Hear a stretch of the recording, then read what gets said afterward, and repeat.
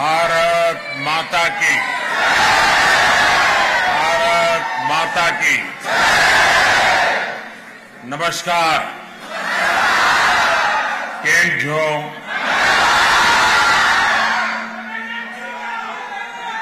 वणक्कम, सत श्री अकाल, जिन दोबरे।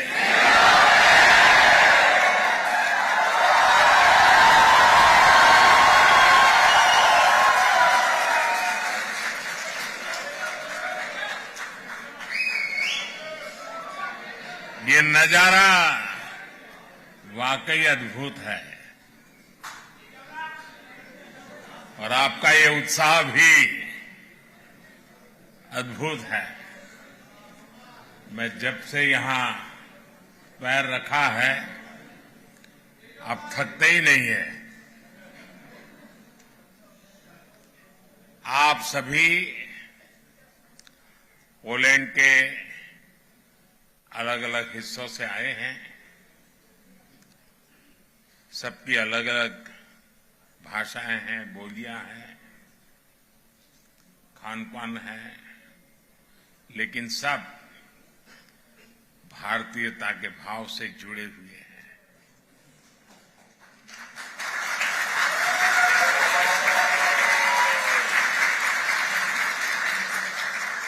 आपने यहां इतना शानदार स्वागत किया है।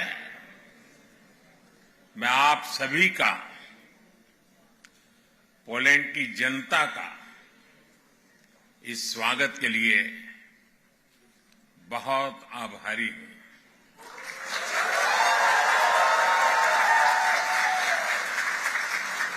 साथियों,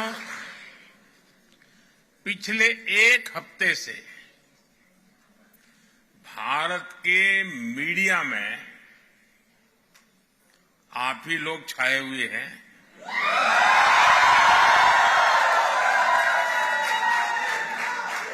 पोलैंड के लोगों की खूब चर्चा हो रही है और पोलैंड के विषय में भी बहुत कुछ बताया जा रहा है।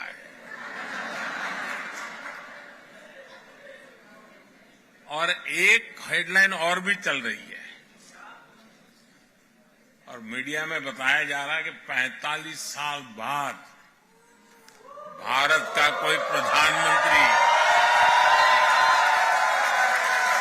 पोलैंड आया है।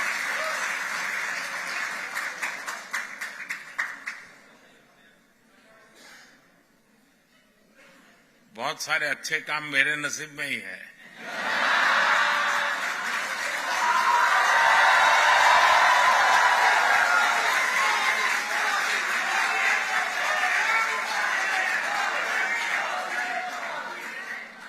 कुछ महीने ही पहले मैं ऑस्ट्रिया गया था। वहां भी 4 दशक बाद भारत का कोई प्रधानमंत्री वहां पहुंचा था।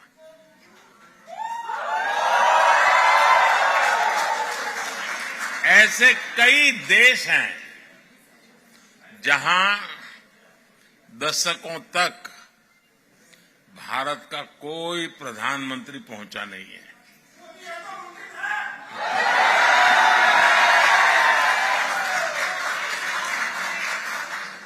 लेकिन अब परिस्थितियां दूसरी है। दशकों तक भारत की नीति थी कि सारे देशों से समान दूरी बनाए रखो। आज के भारत की नीति है सारे देशों से समान रूप से नजदीकी बनाओ।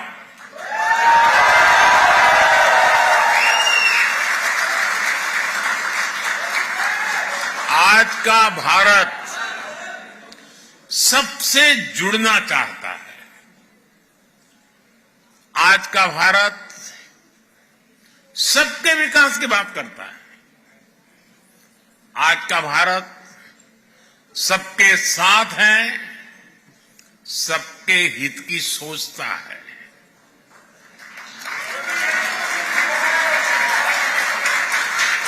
हमें गर्व है कि आज दुनिया भारत को विश्व बंधु के रूप में सम्मान दे रही है। आपको भी यहां यही अनुभव आ रहा है ना? मेरी जानकारी सही है ना? साथियों, हमारे लिए ये जियो पॉलिटिक्स का नहीं है, बल्कि संस्कारों का, वैल्यूज का विषय है। जिनको कहीं जगह नहीं मिली, उनको भारत ने अपने दिल और अपनी जमीन दोनों जगह स्थान दिया है।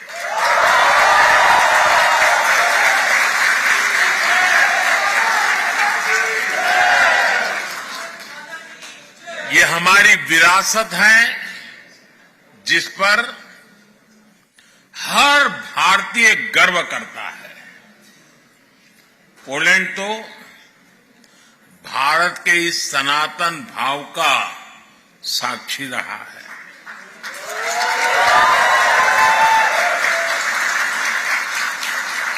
हमारे जाम साहब को आज भी पोलैंड में हर कोई दोबरे यानी गुड महाराजा के नाम से जानता है।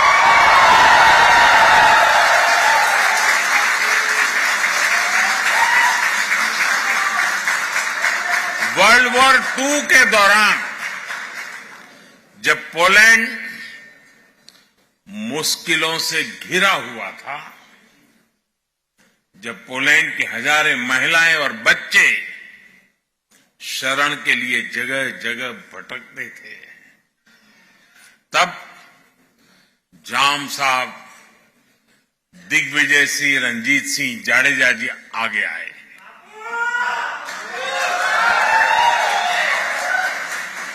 उन्होंने पुलिस महिलाओं और बच्चों के लिए एक विशेष कैंप बनवाया था। जाम साहब ने कैंप के पुलिस बच्चों को कहा था, जैसे नवानगर के लोग मुझे बापू कहते हैं, वैसे ही मैं आपका भी बापू हूं। साथियों,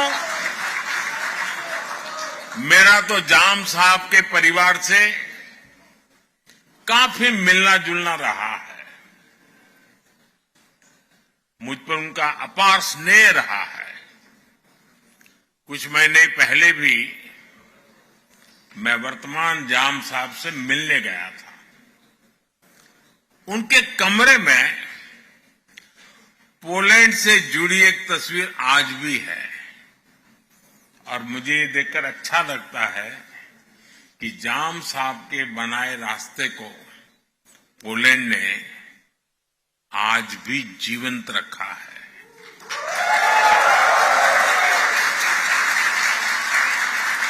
2 दशक पहले जब गुजरात में भीषण भूकंप आया था, तो जामनगर भी उसकी चपेट में आ गया था।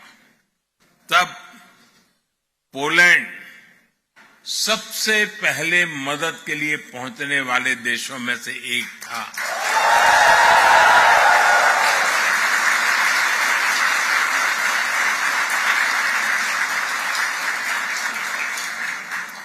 यहां पोलैंड में भी लोगों ने जाम साहब और उनके परिवार को भरपूर सम्मान दिया है। ये प्यार वर्षों में गुड महाराजा स्क्वायर में साफ साफ दिखता है। कुछ देर पहले मुझे भी दोबरे महाराजा मेमोरियल और कोल्हापुर मेमोरियल के दर्शन का सौभाग्य मिला है। इस अविस्मरणीय घड़ी में मैं एक जानकारी भी आपको देना चाहता हूं। भारत जाम साहब मेमोरियल यूथ एक्सचेंज प्रोग्राम शुरू करने जा रहा है।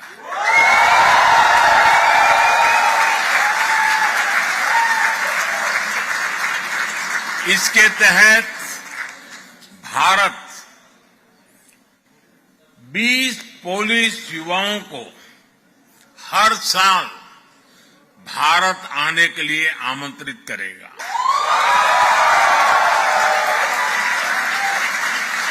इससे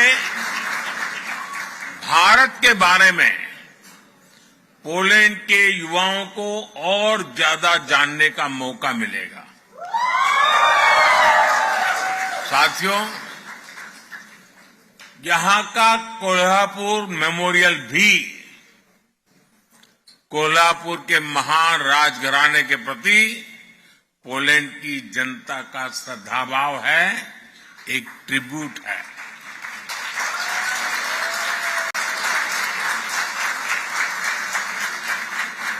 महाराष्ट्राच्या नागरिकांच्या आणि मराठी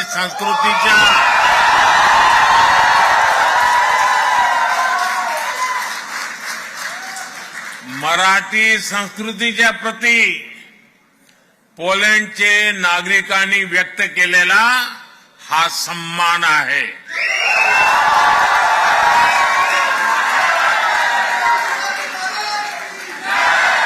मराठी संस्कृतीत मानव धर्म आचरणाला सर्वात अधिक प्राधान्य आहे। छत्रपति शिवाजी महाराज की प्रेरणा से कोल्हापुर की रॉयल फैमिली ने बलिवड़े में पोलैंड की महिलाओं और बच्चों को शरण दी थी।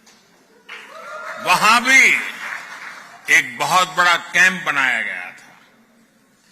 पोलैंड की महिलाओं और बच्चों को कोई तकलीफ ना हो, इसके लिए महाराष्ट्र के लोगों ने दिन रात एक कर दिया था। साथियों, आज ही मुझे मोंटे कैसिनो मेमोरियल पर भी श्रद्धांजलि देने का अवसर मिला है। ये मेमोरियल हजारों भारतीय सैनिकों के बलिदान को भी, उनकी भी याद दिलाता है। ये इस बात का भी प्रमाण है कि कैसे विश्व के हर कोने में भारतीयों ने अपना कर्तव्य निभाया है।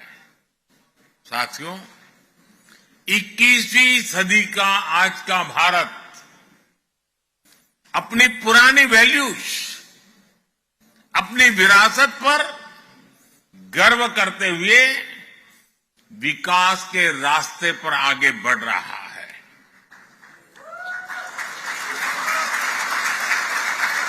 आज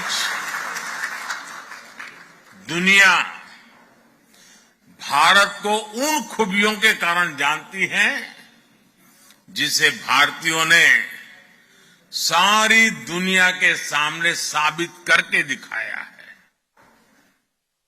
हम भारतीयों को एफर्ट्स, एक्सेलेंस और एम्पैथी के लिए जाना जाता है।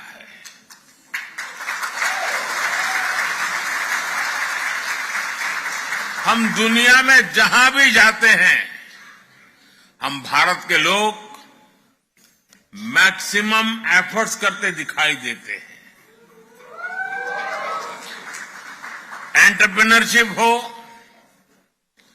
केयर गिवर्स हो या हमारा सर्विस सेक्टर हो, भारतीय अपने एफर्ट से अपना और अपने देश का नाम रोशन कर रहे हैं। ये मैं आपकी बात बता रहा हूं।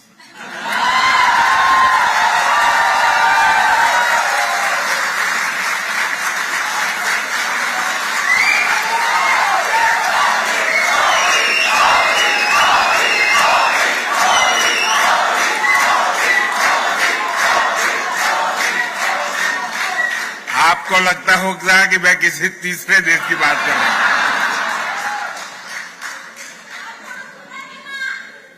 पूरी दुनिया में भारतीय एक्सेलेंस के लिए भी पहचाने जाते हैं। आईटी सेक्टर हो या भारत के डॉक्टर्स हो, सभी अपने एक्सेलेंस से छाए हुए हैं।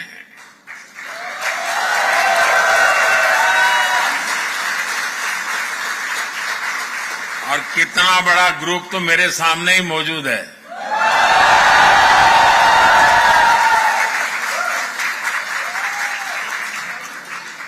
साथियों, हम भारतीयों की एक पहचान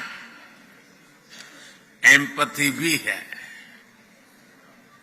दुनिया के किसी देश में संकट आए, भारत पहला देश होता है जो मदद के लिए हाथ बढ़ाता है।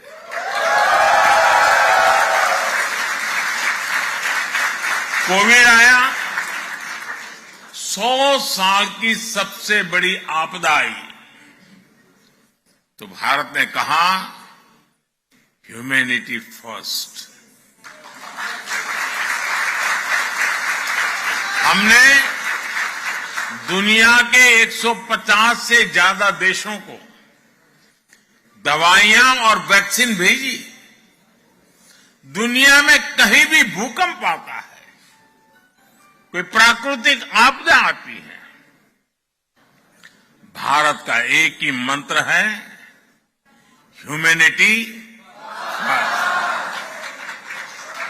कहीं युद्ध हो तो भारत कहता है ह्यूमैनिटी, और इसी भाव से भारत दुनिया भर के नागरिकों की मदद करता है। भारत हमेशा फर्स्ट रिस्पॉन्डर के रूप में सामने आता है। साथियों, भारत बुद्ध की विरासत वाली धरती है।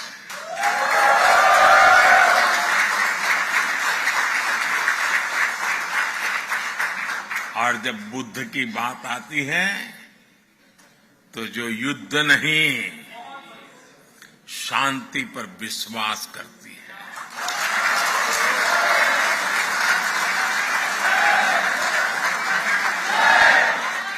और इसलिए भारत इस रीजन में भी स्थायी शांति का एक बड़ा पैरोकार है।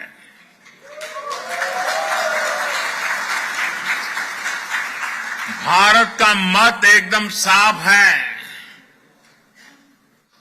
ये युद्ध का युग नहीं है।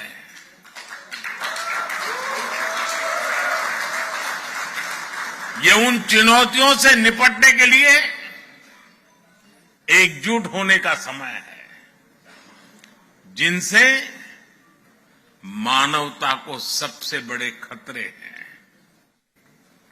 इसलिए भारत डिप्लोमेसी और डायलॉग पर बल दे रहा है। साथियों, जिस प्रकार आपने यूक्रेन में फंसे हमारे बच्चों की मदद की, वो भी हम सभी ने देखा है।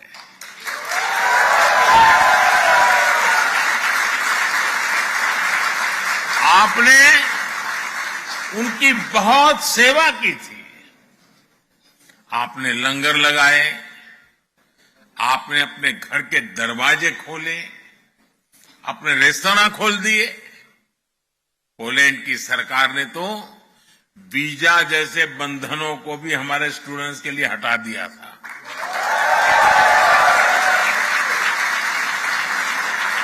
यानी पोलैंड ने पूरे मन से हमारे बच्चों के लिए दरवाजे खोल दिए थे। आज भी जब मैं यूक्रेन से लौटे बच्चों से मिलता हूं तो वे पोलैंड के लोगों की और आपकी खूब प्रशंसा करते हैं।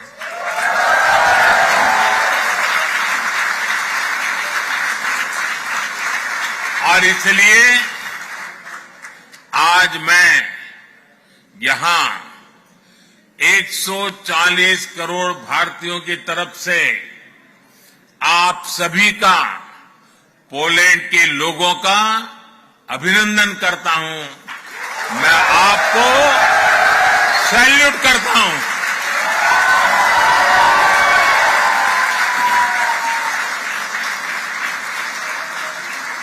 साथियों, भारत और पोलैंड के समाज में अनेक समानताएं हैं। एक बड़ी समानता हमारी डेमोक्रेसी की भी है। भारत मदर ऑफ डेमोक्रेसी तो है ही, एक पार्टिसिपेटिव और वाइब्रेंट डेमोक्रेसी भी है।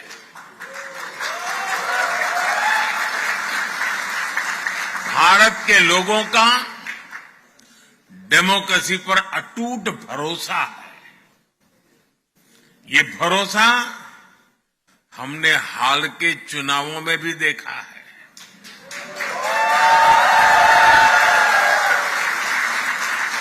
ये इतिहास के सबसे बड़े चुनाव थे। अभी यूरोपियन यूनियन के भी चुनाव हुए हैं। इसमें करीब 180 मिलियन वोटर्स ने वोट डाले। भारत ने इसे 3 गुना से अधिक, करीब 640 मिलियन वोटर्स ने वोटिंग की है।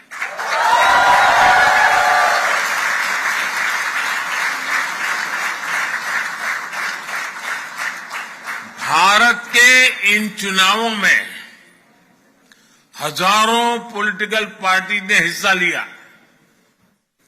करीब 8,000 कैंडिडेट्स मैदान में थे। 5 मिलियन से ज्यादा वोटिंग मशीन्स, 1 मिलियन से ज्यादा पोलिंग स्टेशंस, 15 मिलियन से ज्यादा कर्मचारी।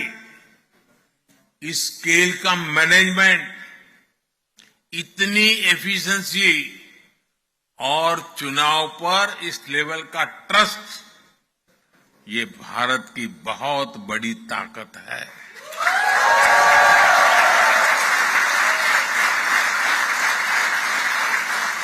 दुनिया को ये लोग जब ये आंकड़े सुनते हैं ना, तो उनको चक्कर आ जाता है। साथियों, हम भारतीय डायवर्सिटी को जीना भी जानते हैं, सेलिब्रेट करना भी जानते हैं। और इसीलिए हर सोसाइटी में हम आसानी से घुल मिल जाते हैं। पोलैंड में तो भारत के बारे में जानने, समझने और पढ़ने की एक पुरानी परंपरा रही है। ये हमें यहां की यूनिवर्सिटीज में भी देखने को मिलता है। आप में से काफी लोग वॉर्सो यूनिवर्सिटी की मेन लाइब्रेरी में गए होंगे। वहां भगवत गीता के, उपनिषदों के आदर्श वाक्य हम सबका स्वागत करते हैं।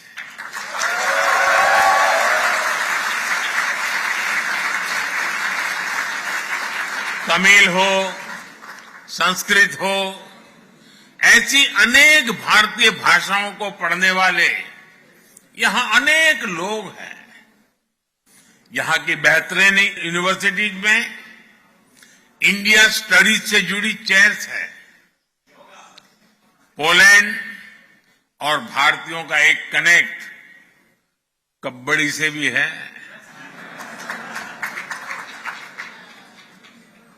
आप भी जानते हैं, भारत में गांव-गांव में कबड्डी खेली जाती है। भारत से ये खेल पोलैंड पहुंचा है और पोलैंड के लोगों ने कबड्डी को नई ऊंचाई पर पहुंचा दिया है। पोलैंड लगातार 2 सालों तक यूरोपियन कबड्डी चैंपियन रहा है।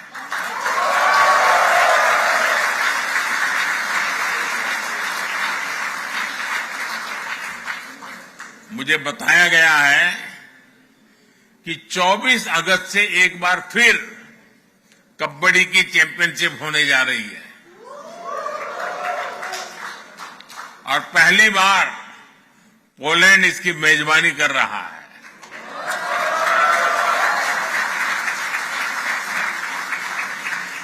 मैं आज आपके माध्यम से पोलैंड की कबड्डी टीम को अपनी शुभकामनाएं भी देता हूं। साथियों, आपने कुछ दिन पहले ही यहां आजादी का उत्सव मनाया है। आजादी के आंदोलन के समय हमारे स्वतंत्रता सेनानियों ने समृद्ध भारत का सपना देखा था। आज हर भारतीय उस सपने को साकार करने के लिए जी तोड़ मेहनत कर रहा है। भारत ने लक्ष्य तय किया है कि 2047 तक खुद को विकसित भारत बनाने का संकल्प लेकर के हमारा देश आगे बढ़े।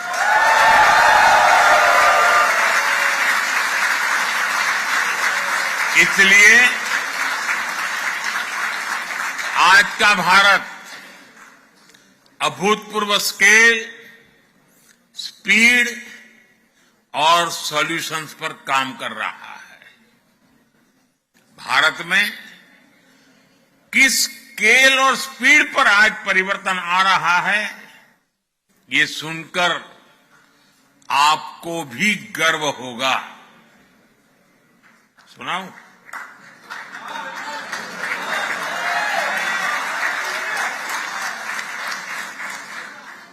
भारत में पिछले 10 साल में 250 मिलियन लोग गरीबी से बाहर निकले हैं।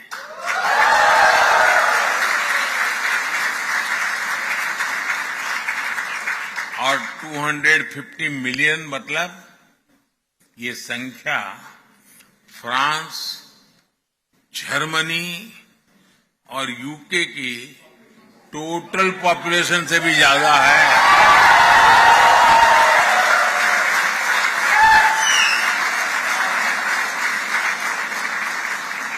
10 साल में गरीबों के लिए 40 मिलियन पक्के घर बनाए हैं और हम 30 मिलियन और घर बनाने वाले हैं। और अगर पोलैंड में आज 14 मिलियन हाउस होल्ड है तो हमने सिर्फ एक दशक में करीब 3 नए पोलैंड बसाए हैं।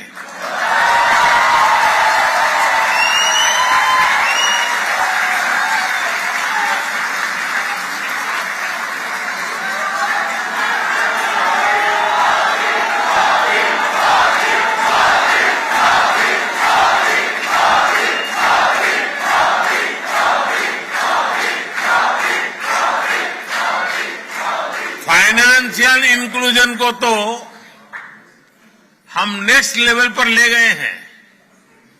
10 साल में भारत में 500 मिलियन जनधन बैंक अकाउंट्स खुलवाए हैं। ये संख्या पूरे यूरोपियन यूनियन की पॉपुलेशन से ज्यादा है।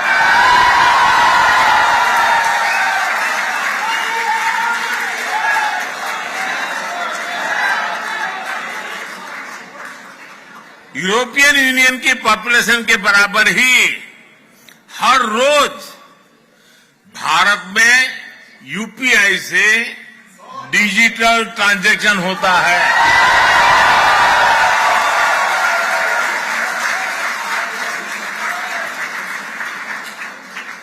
यूरोपियन यूनियन की कुल आबादी से ज्यादा भारतीयों को सरकार 5 लाख रुपए का फ्री हेल्थ इंश्योरेंस देती है।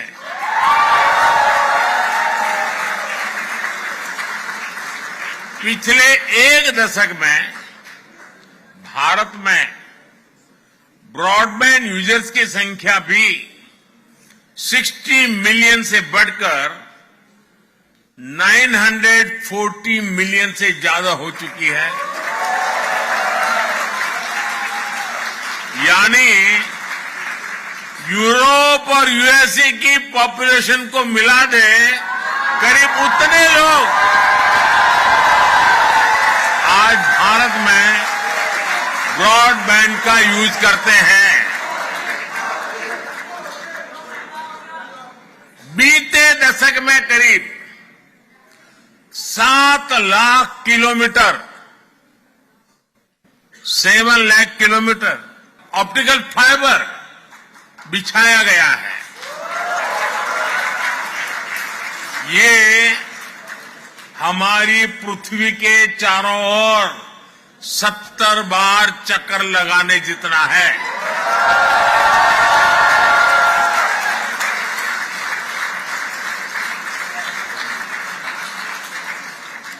भारत ने 2 साल के भीतर ही देश के हर जिले तक 5G नेटवर्क पहुंचाया है।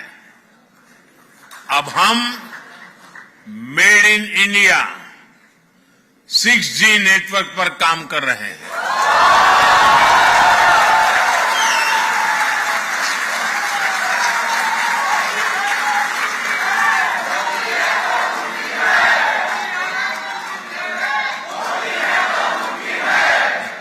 साथियों, भारत की ट्रांसफॉर्मेशन की ये स्केल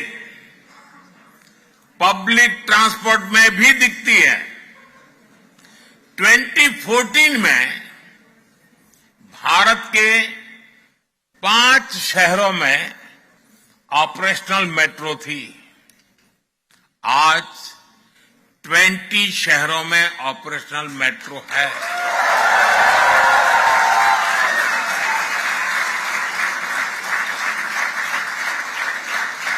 पोलैंड की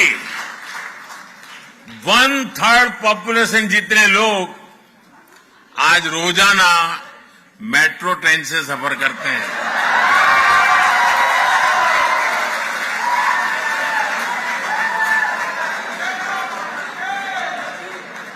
साथियों, भारत जो भी करता है वो नया रिकॉर्ड बन जाता है, इतिहास रच जाता है। आपने देखा है भारत ने 100 से ज्यादा सैटेलाइट एक साथ लॉन्च किए थे।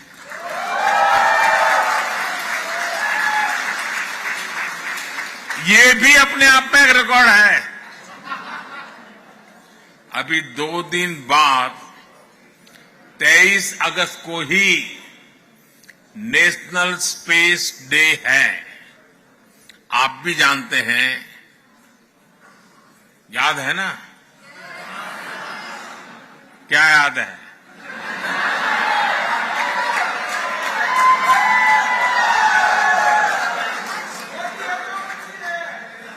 इसी दिन भारत ने चंद्रमा के साउथ पोल में अपना चंद्रयान उतारा।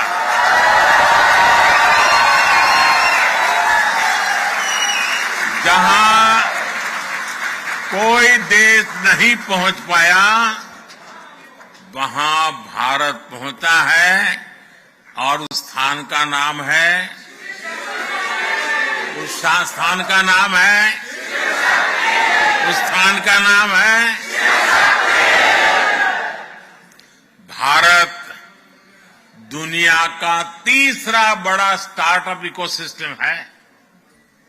साथियों, दुनिया की आबादी में भारत का हिस्सा करीब 16-17% रहा है, लेकिन आबादी के लिहाज से ग्लोबल ग्रोथ में भारत की हिस्सेदारी पहले उतनी नहीं थी। अब स्थितियां तेजी से बदल रही है। साल 2023 में ग्लोबल ग्रोथ में भारत की हिस्सेदारी 16% से अधिक रही है।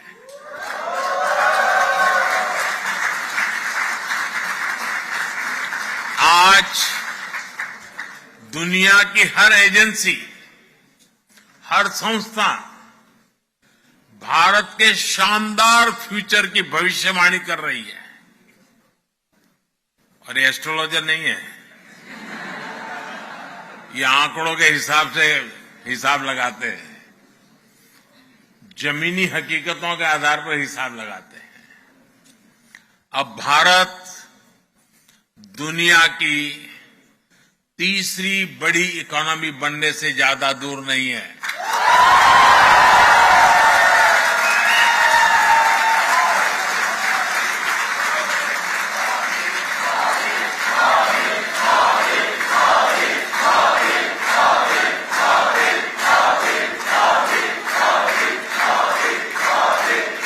मैंने देश की जनता को वादा किया है,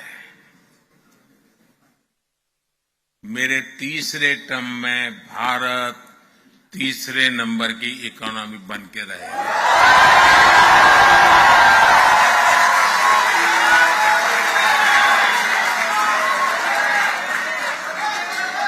आने वाले वर्षों में दुनिया भारत का जबरदस्त आर्थिक उभार देखने जा रही है। नेस्कॉम का अनुमान है कि अपने डिजिटल इंफ्रास्ट्रक्चर के कारण भारत इस दशक के अंत तक $1 ट्रिलियन की इकोनॉमी बन जाएगा।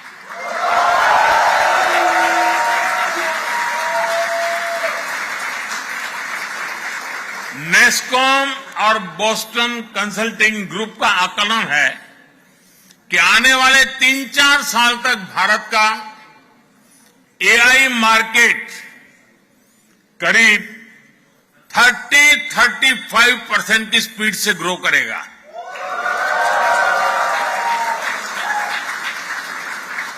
यानी भारत को लेकर एक अभूतपूर्व पॉजिटिविटी चारों तरफ नजर आ रही है।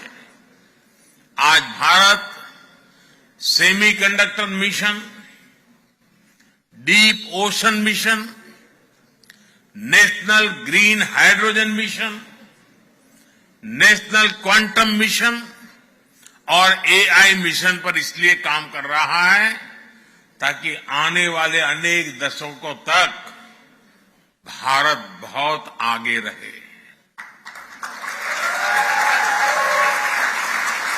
भारत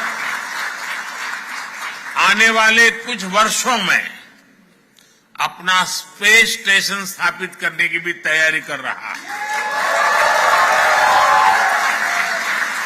और वो दिन दूर नहीं जब आप भारत के एस्ट्रोनॉट्स को मेड इन इंडिया गगनयान,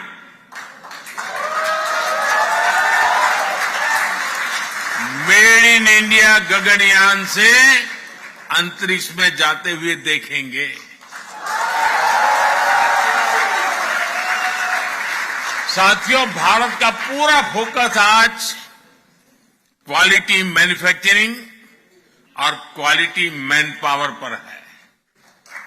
ये दो ऐसी चीजें हैं जो ग्लोबल सप्लाई चेन के लिए बहुत आवश्यक है। हाल में जो बजट आया है उसमें हमने अपने यूथ की स्किलिंग और जॉब क्रिएशन पर बहुत जोर दिया है। यहां बहुत बड़ी संख्या में हमारे नौजवान पढ़ाई के लिए आए हैं। हम भारत को भी एजुकेशन, रिसर्च और इनोवेशन का एक बहुत बड़ा सेंटर बनाने में जुटे हैं। साथियों, टेक्नोलॉजी हो, मेडिकल केयर हो, एजुकेशन हो, हर सेक्टर में दुनिया के लिए एक स्किल्ड मैन पावर बनाने का बीड़ा भारत ने उठाया है। मैं आपको हेल्थ सेक्टर का एक उदाहरण दूंगा। पिछले 10 सालों में हमने भारत में 300 से ज्यादा नए मेडिकल कॉलेज बनाए। पिछले 10 साल में भारत में मेडिकल सीट्स बढ़कर अब 2 गुनी हो चुकी है। 10 साल में डबल। इन 10 सालों में हमने अपने मेडिकल सिस्टम में 75,000 नई सीटें जोड़ी है। अब आने वाले 5 सालों में हम मेडिकल की 75,000 नई सीटें और जोड़ने का लक्ष्य लेकर चल रहे हैं। इससे क्वालिटी हेल्थ सर्विस प्रोवाइडर के रूप में भारत की भूमिका और मजबूत होगी।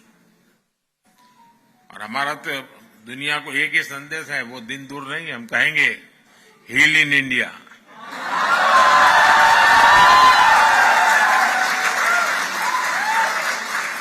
अभी हम तैयारी कर रहे हैं। साथियों, इनोवेशन और यूथ भारत और पोलैंड दोनों के देशों की विकास के ऊर्जा देने वाले हैं।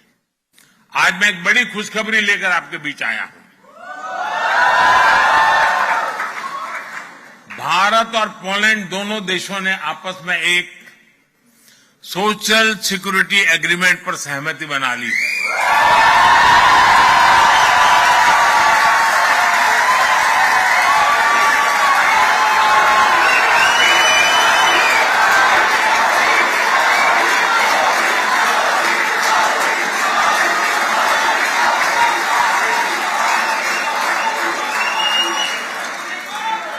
जिसका लाभ आप जैसे सब साथियों को होने वाला है। साथियों, भारत का विजन ग्लोबल है। भारत का विजन ग्लोबल है। भारत का कल्चर ग्लोबल है। केयर और कंपैशन ग्लोबल है। हमारे पूर्वजों ने हमें वसुधैव कुटुंबकम का मंत्र दिया। हमने पूरी दुनिया को एक परिवार माना है और यही आज के भारत के नीति और निर्णयों में नजर आता है। G20 के समय भारत ने आह्वान किया, वन अर्थ, वन फैमिली और वन फ्यूचर। इसी भावना में 21वीं सदी की दुनिया के बेहतर भविष्य की गारंटी है। भारत वन सन, वन वर्ल्ड, वन ग्रिड के कंसेप्ट से दुनिया को जोड़ना चाहता है।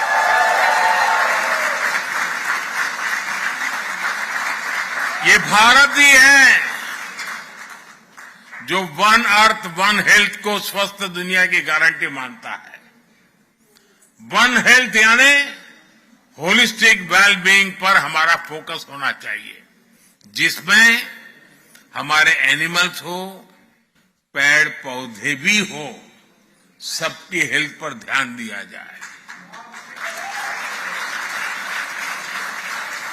आज जिस तरह की स्थितियां हम देख रहे हैं, उसमें वन हेल्थ का सिद्धांत और जरूरी हो गया है। भारत ने मिशन लाइफ यानी लाइफस्टाइल फॉर एनवायरनमेंट का एक मॉडल पूरी दुनिया को दिया है। आपने भारत में चल रहे एक बड़े अभियान के बारे में भी जरूर सुना होगा। ये अभियान है एक पेड़ मां के नाम।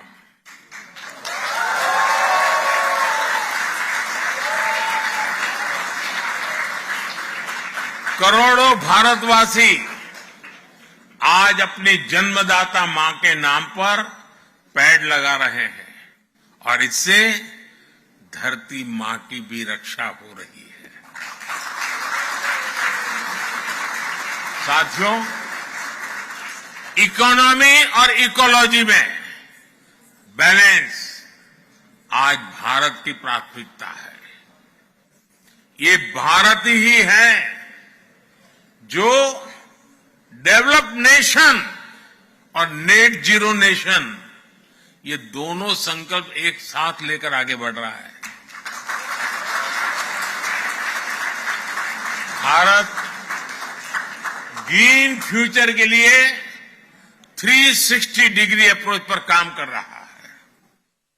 ग्रीन मोबिलिटी इसका एक बड़ा उदाहरण है। हम पेट्रोल में 20% इथेनॉल ब्लेंडिंग के बहुत निकट पहुंच चुके हैं। भारत आज तेज गति से इलेक्ट्रिक मोबिलिटी का विस्तार कर रहा है। आज भारत में इलेक्ट्रिक व्हीकल की सेल हर साल तेजी से बढ़ रही है। पिछले वर्ष ईवीज की बिक्री में 40% से ज्यादा की ग्रोथ हुई है। वो दिन दूर नहीं जब भारत ईवी मैन्युफैक्चरिंग और इनोवेशन का ग्लोबल सेंटर बनेगा। आने वाले समय में आप भारत को ग्रीन हाइड्रोजन के भी बड़े ग्लोबल हब के रूप में देखने वाले हैं। साथियों, मुझे खुशी है कि न्यू टेक्नोलॉजी और क्लीन एनर्जी जैसे क्षेत्रों में भारत और पोलैंड के बीच भी पार्टनरशिप लगातार बढ़ रही है। बहुत सी भारतीय कंपनियों ने यहां इन्वेस्ट किया है, जॉब्स क्रिएट की हैं। पोलैंड की अनेक कंपनियों ने भारत में अवसर बनाए हैं। कल मेरी मुलाकात राष्ट्रपति डूडा जी और प्रधानमंत्री टूस्क जी से भी होने वाली है। इन मुलाकातों से भारत पोलैंड की शानदार साझेदारी और मजबूत होने वाली है।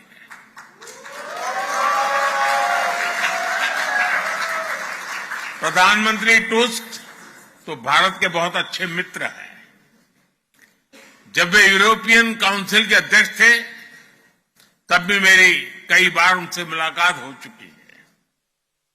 साथियों, आज का भारत एक स्वर, एक भाव से एक विकसित भविष्य लिखने में जुटा है।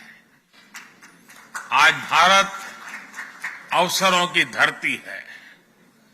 आपको भी भारत की ग्रोथ स्टोरी से अधिक जुड़ना है और आपको भारत के टूरिज्म का ब्रांड एम्बेसडर भी बनना है।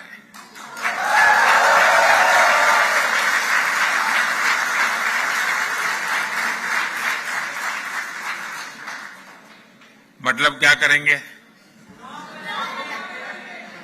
सोशल मीडिया पे खुद की तस्वीर लगा करके रखेंगे, ताजमहल के सामने बैठेंगे। ब्रांड एम्बेसडर का मतलब है कि आपको हर वर्ष हर एक को कम से कम 5 पुलिस परिवारों को भारत देखने के लिए भेजना है।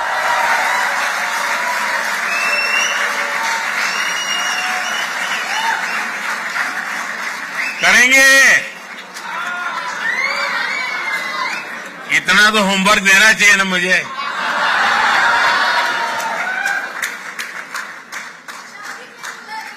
आपका हर प्रयास आपके भारत को विकसित भारत बनाने में मदद करेगा।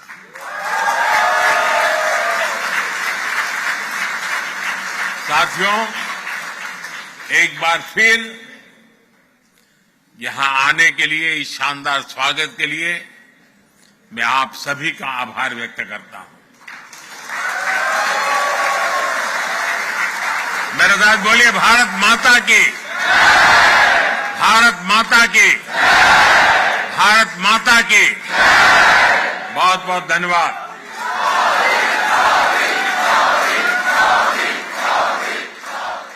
Don't miss out. Log on to oneindia.com for more updates.